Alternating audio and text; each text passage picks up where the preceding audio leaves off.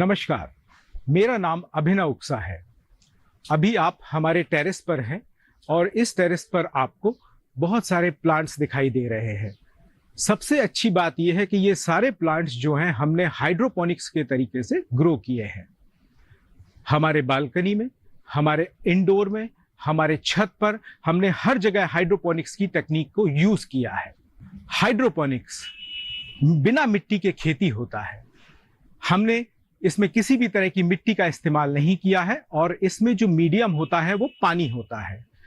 पानी में न्यूट्रिएंट्स का सॉल्यूशन मिला करके हम अपनी छत पर एक हमने छोटा सा बाग बनाया हुआ है जिसमें हमने बहुत सारे सब्जियां ग्रो किए हैं।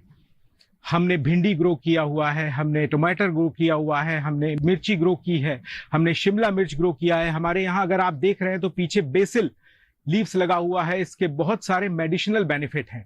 तो ये सब कुछ आप अपने एक छोटी सी जगह में, क्योंकि हाइड्रोपोनिक्स के बारे में ये कहा जाता है कि बहुत महंगा है, कैसे करेंगे हम, कहाँ करेंगे हम, तो मैं इसका जीता जागता प्रमाण हूं कि आप हाइड्रोपोनिक्स को छोटी सी जगह में काफी अच्छे तरीके से कर सकते हैं। अब मैं आपको दिखाता हूं कि ये टेक्नोलॉजी किस तरीके से कार्य करती है। आप इधर देख रहे हैं, ये एक सिस्टम लगा हुआ है। इस सिस्टम में एनएफटी, ये जो चैनल्स लगे हैं इनको हम एनएफटी चैनल्स बोलते हैं। हम जो यूज करते हैं ये सारा का सारा एचडीपीई मटेरियल का है, हाई डेंसिटी पॉलीइथाइलिन, जो फूड ग्रेड होता है। इस सिस्टम में एक टैंक होता है और पानी एक तरफ से आता है इन पाइप्स के थ्रू और वो पानी वापस कलेक्ट हो जाता है। तो सबसे पहला फायदा हाइड्रोपोनिक्स का होता है कि इसमें पानी का कंजर्वेशन हो रहा है, पानी वेस्ट नहीं जाता है। दूसरा फायदा, क्योंकि इसमें मिट्टी नहीं है तो इसमें कोई किसी भी तरह का इंसेक्टिसाइड, पेस्टिसाइड्स का इस्तेमाल नहीं किया जाता है और जो भी वेजिटेशन होता है वो काफी अच्छा होता है, क्योंकि इसमें कोई भी केमिकल्स और पेस्टिसाइड्स नहीं होते हैं जो हमारे शरीर के लिए भी काफी ज्यादा बेनिफिशियल होते हैं। और सबसे बड़ी बात, आप अपनी छोटी सी जगह में अपने छत पर फार्म बना करके अपने बालकनी में ज्यादा से ज्यादा सब्जियां ग्रो कर सकते हैं और उनका इस्तेमाल कर सकते हैं। ये बेसिल लीव्स हैं जो मैंने छत पर लगा रखा है हाइड्रोपोनिक्स के तरीके से। कितने इजीली मैं इसको निकाल रहा हूं और कितने अच्छे तरीके से, कितना हेल्दी ये ग्रो किया हुआ है। इतना अगर हम नॉर्मली ग्रो करते हैं तो शायद इतना ग्रोथ नहीं मिल पाता। हाइड्रोपोनिक्स में सारी चीजें उनको आसानी से अवेलेबल हो जाती हैं। इसी तरह से मैंने ये बैम्बू प्लांट लगा रखा है। यहां पे ये पूरा सेक्शन प्याज का है। इस सेक्शन में हमने पालक लगाया हुआ है और इस सिस्टम को हम फ्लैट बेड सिस्टम बोलते हैं। पूरी तरह से हाइड्रोपोनिक्स तरीके से एक छोटी सी जगह में हमने काफी सारे पालक के प्लांट को ग्रो किया हुआ है। पानी इसकी रूट्स में जाता है और हाइड्रोपोनिकली ये सिस्टम में अच्छा खासा वेजिटेशन ग्रो होता है। जैसा कि आप देख रहे हैं कि ये एक हरी भरी छत है और ये हाइड्रोपोनिक्स के तरीके से इतना सुंदर दिखाई दे रही है। यहां पे लोग दूर दूर से आते हैं, इस नई तकनीक के बारे में जानते हैं। आप देख रहे हैं कि किस तरीके से लोग आते हैं, इसको जानते हैं और सोचते हैं कि वो इस नई तकनीक को अपने घर पे भी यूज करें। हाइड्रोपोनिक्स को आप कहीं पर भी, किसी भी तरीके से, कैसे भी, इंडोर में, आउटडोर में कर सकते हैं।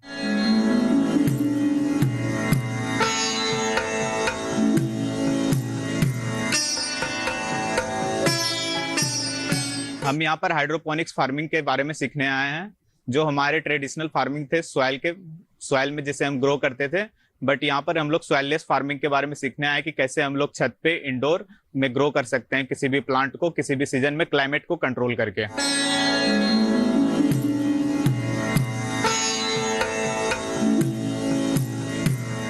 यहाँ मैं रेगुलर विजिट के लिए आती हूँ। मुझे यहाँ आके बहुत अच्छा लगता है क्योंकि यहाँ पे बहुत सारे leafy vegetables, ornamentals, fruits and vegetables हम लोग लगाते हैं और उसका हार्वेस्ट करते हैं।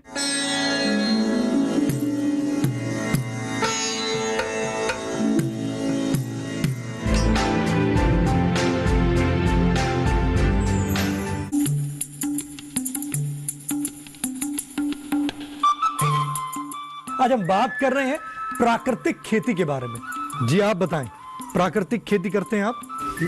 हाँ जी।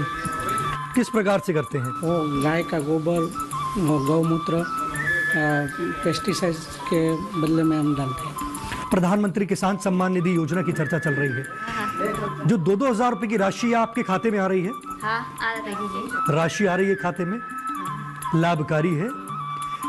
कार्यक्रम चौपाल चर्चा प्राकृतिक खेती और प्रधानमंत्री किसान सम्मान निधि योजना पर 10 अक्टूबर सोमवार सुबह 9 बजे और पुनः प्रसारण रात 9:30 बजे सिर्फ दूरदर्शन किसान पर।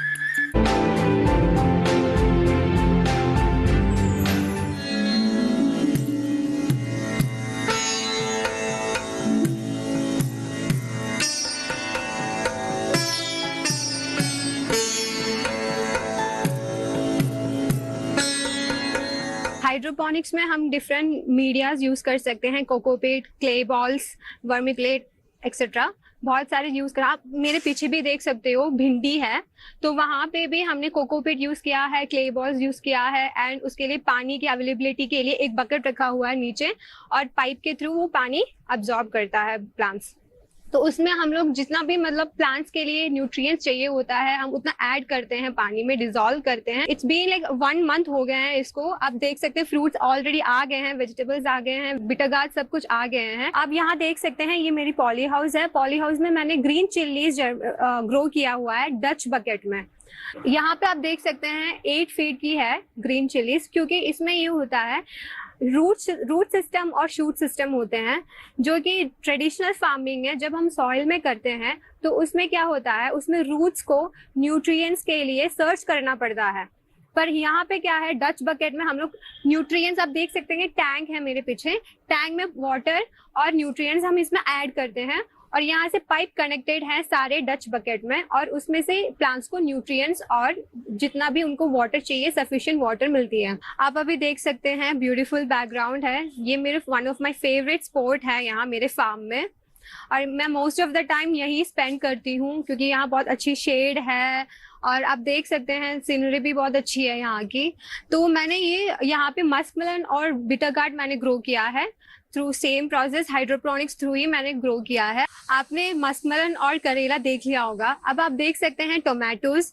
मैंने पहले स्टार्ट किया था बालकनी में, स्टार्ट किया था मैंने, फिर मैंने सोचा कि क्यों नहीं मैं अपने फार्म को थोड़ा बड़ा कर दूं, तो मैंने अभी स्टार्ट किया। ये मेरी पॉली हाउस है, यहाँ पे मैंने बहुत सारे वाइन क्रॉप्स लगाए हैं। वाइन क्रॉप्स वो होते हैं जो क्लाइंब करती है, तो इसको हम एक सपोर्ट के थ्रू ग्रो करते हैं। जब वो बड़े हो जाते हैं तो ऐसे रॉप्स बंधे हुए हैं ऊपर, इसको टाई कर देते हैं प्लांट्स को इस पे, तो ये सपोर्ट मिलती है उसको। तो आप देख सकते हैं बहुत सारे टोमेटोज अभी हार्वेस्ट हो गए हैं 1 राउंड, अभी फ्लावरिंग हुई है, इसकी फ्लावरिंग स्टेज पे है अभी। तो इसके जितने भी न्यूट्रिएंट्स चाहिए वो अभी टैंक से कनेक्टेड है। और मेन चीज ये डच बकेट की ये है, बेनिफिट ये है कि अगर कोई भी एक क्रॉप अगर हमारी खराब होती है तो इट्स इजीली रिप्लेसेबल। हम यहाँ से इसको, ये पाइप जो कनेक्टेड है, इसको निकाल के हम रिप्लेस कर सकते हैं दूसरे अच्छे प्लांट्स के साथ।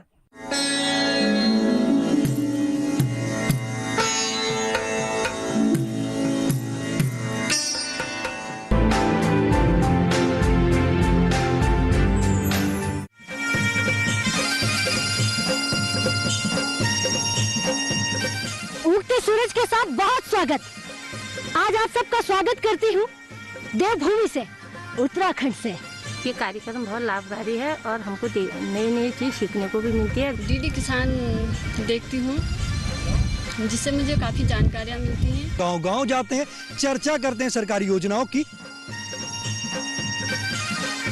हमारी पहाड़ों की असली जो तस्वीर इस बदलते भारत की अगर हम कहें तो जो रख रहा है तो हमारा डीडी किसान चैनल ही रखता है। डीडी किसान रियली वास्तव में मोदी जी के जो ये ड्रीम प्रोजेक्ट है ना, इसको 2 गुने का जो उनका सपना है उसको ये उसकी भरपाई करता है। देवभूमि उत्तराखंड से देखिए चौपाल चर्चा सोमवार से शुक्रवार सुबह 9 बजे सिर्फ डीडी किसान पर।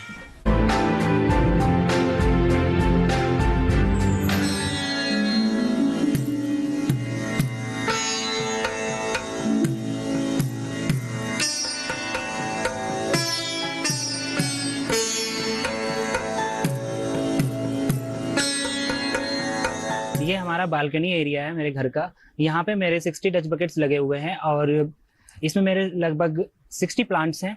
इसमें हमारे कैप्सिकम है, एक प्लांट है, चिलीज है और NFT चैनल्स का एक पूरा सेटअप है। इससे पहले भी हम यहाँ छत अपनी बालकनी में गार्डनिंग करते थे और गार्डनिंग में हम यूज करते थे अपना सोइल के थ्रू। उसमें प्रॉब्लम्स क्रिएट होने लगी क्योंकि अगर हम घर पर नहीं है और आउट ऑफ स्टेशन गए हुए हैं तो उसके अंदर वाटरिंग कैसे करेंगे, अगर टेम्परेचर हाई है तो प्रॉब्लम्स क्रिएट होने लगी, जिससे हमारा सिस्टम जो उसके अंदर फ्लावरिंग लगे हुए या प्लांट्स कोई भी क्रॉप लगा हुआ वो सब डेड हो जा रहा था। आफ्टर दैट हमने सोचा कि हम ऐसा कुछ किया जाए जिससे कि हमारे प्लांट्स डेड ना हो। तब हमने सोइललेस फार्मिंग के बारे में पता चला, तब हमने उस पर स्विच किया। अभी हमारा यहाँ पे आप देख रहे हैं पूरा ग्रीन है। ये मेरा जो एक प्लांट है इसकी एज हो गई है 5 मंथ्स। इसको मैं एक बार पूरा हार्वेस्ट कर चुका है। अब नई क्रॉप आ रहा है, नए फ्रूट्स आ रखे हैं इसके ऊपर। एक प्लांट का वेट रहता है 400 के अराउंड, एक प्लांट में से निकल जाता है, एक वेट होता है। और जो पूरा सिस्टम्स है हमारा ये थ्रू रन होता है हमारे एक न्यूट्रिएंट्स के ऊपर। ये हमारा न्यूट्रिएंट्स टैंक है जहाँ पे हम सप्लाई करते हैं इसको फीड, जिसके हम अंदर न्यूट्रिएंट्स पुट करते हैं। ये वाटर के अंदर हम उसको मिक्स करते हैं जो हमारे एक प्लांट के लिए फूड का वर्क करता है। तो इसमें हम 2 टाइप्स का न्यूट्रिएंट्स मिक्स करते हैं, न्यूट्रिएंट्स ए, न्यूट्रिएंट्स बी। एक्चुअली वो मैक्रो और माइक्रो न्यूट्रिएंट्स होते हैं आपके NPK और बाकी जो आपके कैल्शियम, मैग्नीज, कॉपर हुआ वो सब मिक्स करते हैं। उसको हम चेक करते हैं कि हमें किसी प्लांट की रिक्वायरमेंट कितनी है, उसको हम मेजर करते हैं उस प्लांट के लिए क्या रिक्वायरमेंट है इलेक्ट्रिक कंडक्टिविटी के थ्रू। तो हम अपने इस मीटर के थ्रू जब हम इसको मिक्स करते हैं पानी के अंदर अपने न्यूट्रिएंट्स को, तो चेक करते हैं कि उसका रिक्वायरमेंट प्लांट का जो इलेक्ट्रिक कंडक्टिविटी है वो कंप्लीट हुई या नहीं। तो उसके अकॉर्डिंग हम इसमें न्यूट्रिएंट्स मिक्स करते हैं।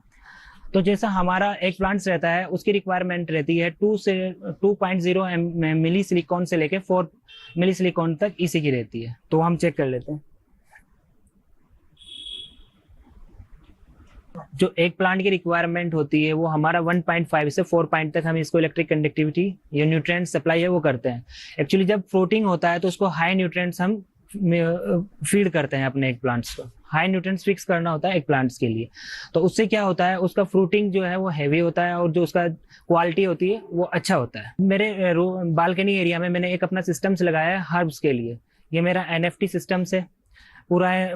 इसके अंदर मैंने अपने बेसिल्स उगाया। अभी मैं यहाँ पर अपना मिंट, कोरिएंडर्स जो मुझे एक घर के लिए रिक्वायरमेंट होती है मैं पूरा यहाँ पे ग्रो कर सकता हूँ। अभी मेरा इसमें बेसिल्स है। इस बेसिल्स की जो है लाइफ हो गई है, जो साइकिल है, अभी इसको 2 मंथ्स हो गए हैं। मैं इसको 2 टाइम्स हार्वेस्ट कर चुका हूँ और ये फिर से हार्वेस्ट करने के लिए रेडी है। मैं इसकी क्लिप्स को हार्वेस्ट करता हूँ, फिर मैं इसको होता है इससे क्लिप्स को हार्वेस्ट करने से क्या होता है इसकी न्यू ब्रांचेस यहाँ से निकल जाएंगी और मुझे नेक्स्ट टाइम जो इसके क्रॉप आएगी वो और ज्यादा हैवी रहेगा। और ये जो इसके अंदर है लगा हुआ ये सिस्टम, ये इसको NFT चैनल बोलते हैं। ये HDPE का मैन्युफैक्चरिंग होता है। और मुझे क्या होता है इसमें ये मेरे पास नेट पोट्स हैं जो इसको सपोर्टिंग और होल्डिंग करने और प्लांट को होल्ड करने के लिए यूज करते हैं।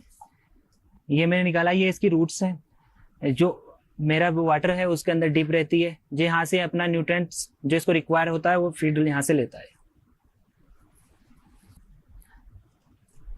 और जनरली जो प्लांट के बीच का डिस्टेंस रहता है वो 6 इंच रहता है एक प्लांट टू दूसरे प्लांट्स के बीच में। और हम इसको नेट पॉट्स बोलते हैं और इस नेट पॉट्स में हम इसको ट्रांसप्लांट करते हैं। फर्स्टली हम जो इसका सीड्स होता है उसको सोइंग करते हैं। ट्रे आता है कोकोपीट के अंदर, उसको हम सीड्स को सोइंग करते हैं। After the germination 10 to 12 days बाद हम प्लांट को ट्रांसप्लांट कर देते हैं अपने मेन सिस्टम के अंदर। यहाँ पे हम इसको फीड करते हैं न्यूट्रिएंट सप्लाई। जो ये लीफी ग्रीन्स जो हमारा हर्ब्स है उसकी रिक्वायरमेंट होती है न्यूट्रिएंट्स की, वो हार्डली 1 से लेके 1.2 होता है। अभी जो इसका इलेक्ट्रिक कंडक्टिविटी है वो हम मेजर कर लेते हैं। जो हमारा कंटेनर है इसको हम फिल कर देते हैं, टॉप अप करते हैं वाटर से। फर्स्ट टाइम टॉप अप करने के बाद हम इसमें इसी मिक्स कर सकते हैं। जो हमारा न्यूट्रिएंट हम सॉल्यूशन इसके यूज करते हैं वो 5 ml पर लीटर होता है। मीन्स अगर मेरा टैंक का साइज अगर 20 लीटर है तो मैं इसमें 5 ml पर लीटर के हिसाब से यानी कि 100 ml इसमें न्यूट्रिएंट ए और 100 ml न्यूट्रिएंट बी मिक्स करता हूँ। उसके बाद क्या होता है इसमें जो पंप लगे हुए हैं, जो इरिगेशन होता है इसका वो एक टाइमर्स के थ्रू होता है। ये हमेशा इरिगेशन नहीं होता, ये 1 आवर में 10 मिनट्स ऑन रहता है और ये 50 मिनट्स ये सिस्टम ऑफ रहता है। ये हमारा हार्डली 24 आवर्स भी रन नहीं करता। हम इसको मॉर्निंग 6 AM ऑन करते हैं और 7 AM ये ऑफ हो जाता है। एक्चुअली पूरा ऑटोमेशन पे वर्क करता है। जो हमारे टाइमर होते हैं उसमें हम टाइम फिक्स कर देते हैं, वो 6 AM पे ऑन होता है और 7 PM पे ऑफ हो जाता है। जो इरिगेशन पाइप्स होते हैं जहाँ से इसका पानी इनलेट होता है वो ये है। जब ये ऑन होता है तो यहाँ से वाटर इसका रन स्टार्ट हो जाता है और ये यहाँ से पूरे चैनल्स के थ्रू पानी वहां तक जाएगा और फिर जो ये दूसरे होल्डिंग पाइप है उनके थ्रू ये नीचे आ जाता है और फिर वापस से ये पूरा सर्कुलेशन होने के बाद हमारे न्यूट्रिएंट्स टेक में वापस से कलेक्ट हो जाता है। और ऑलमोस्ट मेरे यहाँ पे इतना प्रोडक्शन हो जाता है क्रॉप का, मैं अपने आप यूज करने के बाद जो मेरे पड़ोसी हैं उन सबको डिस्ट्रीब्यूट कर देता हूँ। और ये इनकी जो क्वालिटी है इस हाइड्रोफोनिक्स के थ्रू जो प्रोड्यूस हमारा हो रहा है उसकी क्वालिटी बहुत अच्छी है कंपैरिजन टू सोइललेस फार्मिंग, और उसका क्रॉप प्रोडक्शन भी बहुत ज़्यादा होता है। और मुझे सबसे अच्छा बेनिफिट्स ये मिला है, अगर मैं घर पर नहीं हूँ और तो मेरा जो सिस्टम्स है वो मेरे बिना भी चलता रहता है, क्योंकि ये ऑटोमेशन के थ्रू रन होता है। जो इसको वाटर रिक्वायरमेंट होती है, न्यूट्रिएंट्स रिक्वायरमेंट होती है, वो एक टैंक के थ्रू रन होता रहता है इरिगेशन सिस्टम में।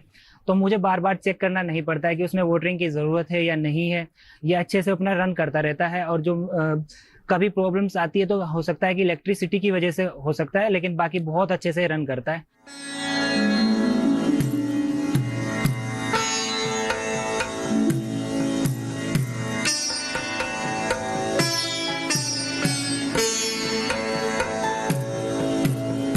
अभी हमने आपको अपना रूफटॉप फार्मिंग दिखाया और बालकनी में जो गार्डन था वो दिखाया। मेरे पास अभी हॉल में भी कुछ स्पेस बचा हुआ था, यहाँ पे भी मैंने अपने हाइड्रोफोनिक्स के थ्रू अपना एक पूरा सेटअप लगाया हुआ है जो पूरा रन होता है हाइड्रोफोनिकली। अब मैं आपको बताता हूँ कि हम लोग इसमें कैसे सोइंग करते हैं, उसके बाद जर्मिनेशन होने के बाद अपने जो सीडलिंग रेडी होता है उसको कैसे ट्रांसप्लांट करते हैं अपने मेन सिस्टम के थ्रू। हम क्या करते हैं, जो हमारा ये ग्रो ट्रे है इसमें हम सोइंग करते हैं। हम यूज करते हैं कोकोपीट,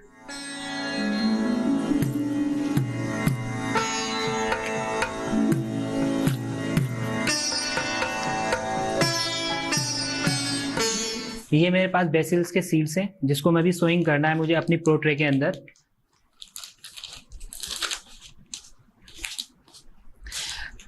मैं एक हॉल में 2 से 3 सीड्स यूज करूंगा सोइंग के लिए।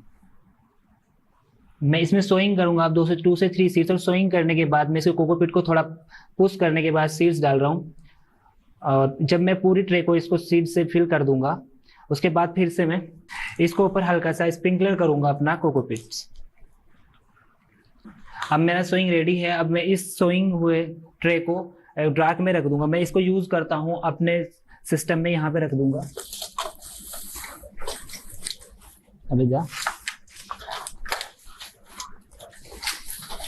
मेरे सोइंग सीड्स जो हैं वो 2 दिन बाद जर्मिनेट हो जाएंगे। मैं इसको फिर हार्डनिंग के लिए बाहर निकालूंगा। जब वो मेरे सीड्स जर्मिनेट हो जाते हैं तो मैं हार्डनिंग के लिए उसको फर्स्ट स्टेज में यहाँ पे, जैसे मेरे दूसरे सीड्स रखे हुए हैं, यहाँ पे रखता हूँ इस तरीके से। यहाँ पे मेरे पास नेचुरल लाइट नहीं है, मैं यहाँ पे मैंने हार्डनिंग के लिए आर्टिफिशियल लाइट्स यूज की हैं जो यहाँ पे लगे हुए हैं। इसलिए जो पर्टिकुलर स्पेक्ट्रम रिक्वायर्ड होता है तो किसी भी क्रॉप के लिए वो हमने यहाँ पे यूज किया हुआ है। तो हम हार्डनिंग इसको ट्रे के लिए हम यहाँ पे फर्स्ट स्टेज होता है, यहाँ पे इसको हम हार्डनिंग के लिए रख देते हैं। आफ्टर 2 से 3 डेज हम इसको ट्रांसप्लांट करते हैं नर्सरी में। आफ्टर हार्डनिंग 4 से 5 डेज हमारा जो सीडलिंग है वो रेडी हो जाता है ट्रांसप्लांट के लिए हमारे नर्सरी सिस्टम में। क्या होता है, हम उसको स्टार्ट करते हैं न्यूट्रिएंट्स देना। तो उसको हम पहले हैबिचुअल बनाते हैं कि उसको न्यूट्रिएंट्स का हैबिचुअल हो जाए। तो हम उसमें फर्स्ट को जो हमारी सीडलिंग रेडी है उसको ट्रांसप्लांट करते हैं अपने नर्सरी सिस्टम में। ये मेरा रेडी हो चुका है ट्रांसप्लांट के लिए। अब मैं आपको दिखाता हूँ इसको हम ट्रांसप्लांट कैसे करते हैं नर्सरी सिस्टम में। मेरा सीडलिंग रेडी है, ये लेटस का सीडलिंग है, रेडी है। मैं इसको ट्रांसप्लांट कर रहा हूँ अपने नर्सरी सिस्टम के अंदर। अभी मैं क्या करता हूँ, यहाँ से इसको क्लिप करता हूँ उस प्लांट्स को। ये कोकोपीट में है, इसका कोकोपीट में रिमूव कर लेता हूँ। इसको मैंने मूव किया कोकोपीट्स को, और ये मेरा नेट कप है। और उसके बाद मैं इसको सपोर्टिंग मीडिया के लिए यूज करता हूँ क्ले बॉल्स। ये मेरा क्ले बॉल्स है।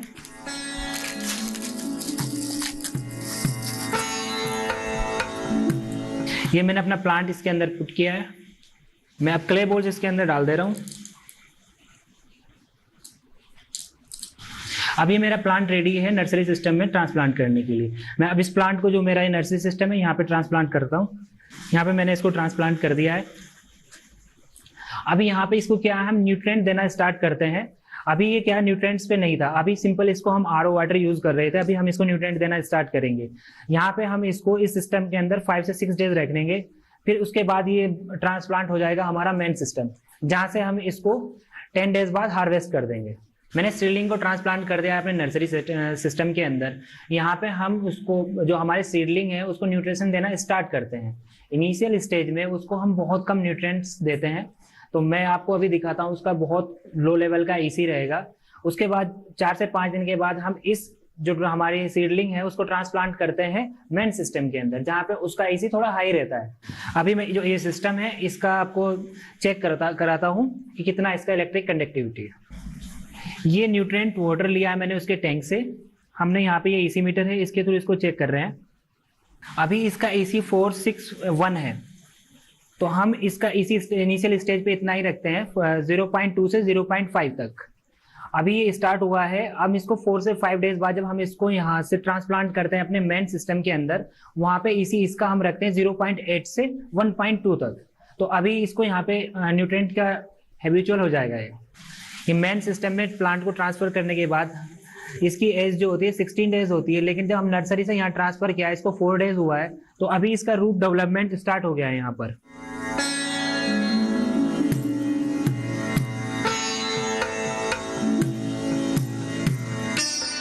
ये मेरे वॉल माउंटेड सेटअप में जिसमें 32 प्लांट्स लगाए हैं। मैंने अपने लिए लगाया, यहाँ पे मुझे थोड़ा सुंदर दिखाना है तो मैंने यहाँ पे कॉलेज के फ्लावरिंग प्लांट लगाए हैं। तो मैं आपको दिखाता हूँ, ये बहुत अच्छा लगता है यहाँ पे लगने के बाद। ये मेरा कॉलेज का प्लांट है। ये यहाँ पे अगर मुझे इसका डेड हो जाता है तो मैं इसके लिए होता है क्या, मैं इसकी ब्रांचेस को भी ऐसे यूज कर सकता हूँ नई सीडलिंग के लिए। ये मेरी ब्रांचेस हो गई है, मैं इसको अपने कोकोपीट या अपने नेट कप में भी ऐसे ही लगा दूंगा। तो कुछ दिन बाद इसका रूट डेवलपमेंट स्टार्ट हो जाता है, फिर से मैं इसको as a new plant use कर सकता हूँ। मैं पहले सॉइल फार्मिंग कर रहा था, तो सॉइल से मैंने गार्डनिंग भी किया है। मुझे उसमें जो प्रोड्यूस लेता था उसकी क्वालिटी उतनी अच्छी नहीं थी एज कम्पेयर टू हाइड्रोफोनिक्स। जब मैं हाइड्रोफोनिक्स यूज कर रहा हूँ तो मेरी क्वालिटी जो है प्रोड्यूस की बहुत अच्छी है, जो प्रोडक्शन है उसका बहुत ज्यादा होता है कंपेयर टू मेरा गार्डनिंग जो मैं सोइल में करता था। हम छोटे स्पेस में बहुत ज्यादा प्लांट ग्रो कर सकते हैं और वाटर कंजर्व होता है, उसके अंदर लेस वाटर रिक्वायर होता है, और सबसे अच्छा हम बहुत कम पेस्टिसाइड यूज करते हैं इसको रन करने के लिए।